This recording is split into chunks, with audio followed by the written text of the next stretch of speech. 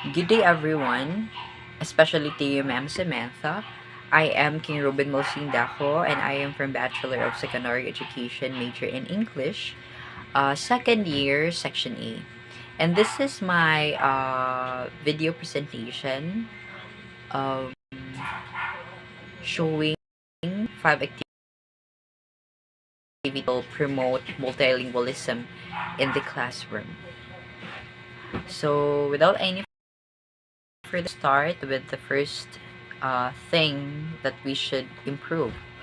First one, we have to set attainable objectives.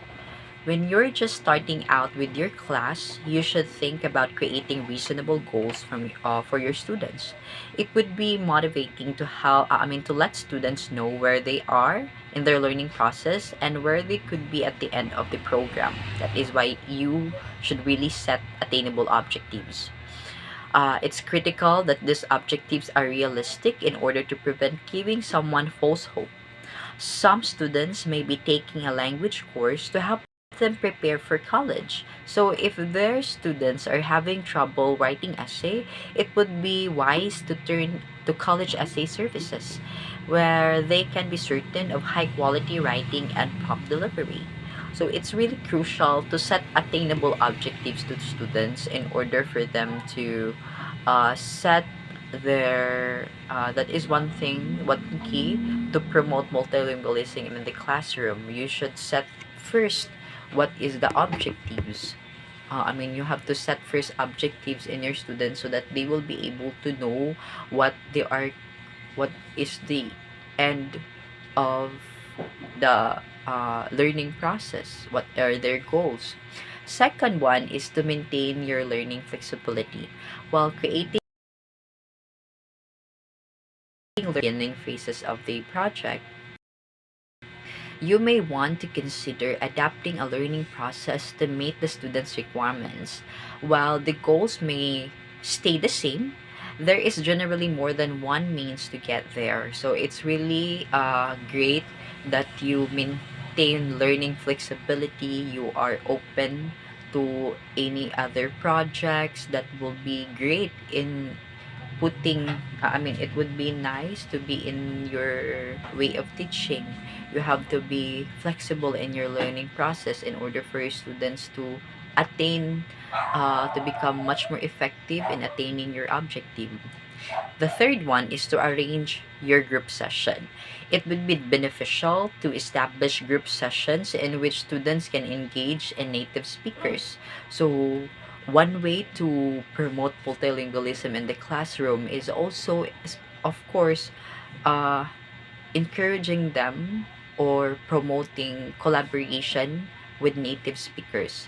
This would be one of the most effective strategies for kids to improve their language and prepare for real life situation, of course, because it would be much more effective to help the students learn another language if they are going to talk with native speakers. So, like my experience before I have worked in BPO or call center agencies, before I worked there, I'm not good really at talking with English people, American people. But when I have worked in there and talked live with native speakers, I could say that I have developed or have been improved my language proficiency. The fourth one is be considerate and helpful. When learning a subject or language for the first time, it is natural to make mistakes in the beginning. It is something that you as a teacher should keep in mind when instructing your students. Learning performance is more likely to increase in a friendly and helpful setting. Of course, you as a teacher, you have to be considerate and helpful in your students. That way, they would be much more encouraged to learn more.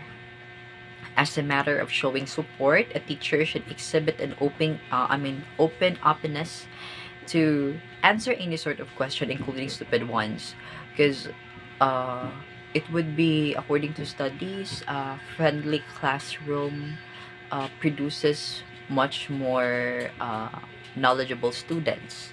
And let's proceed to the fifth one. It is encourage cooperation and communication. It may be quite useful to interact with classmates who are studying the same language.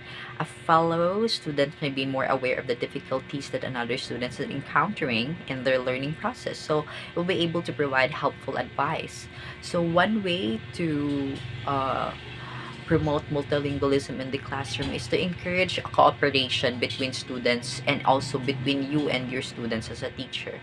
Communication is the key in order to learn more about the experience of your students. So that is really important.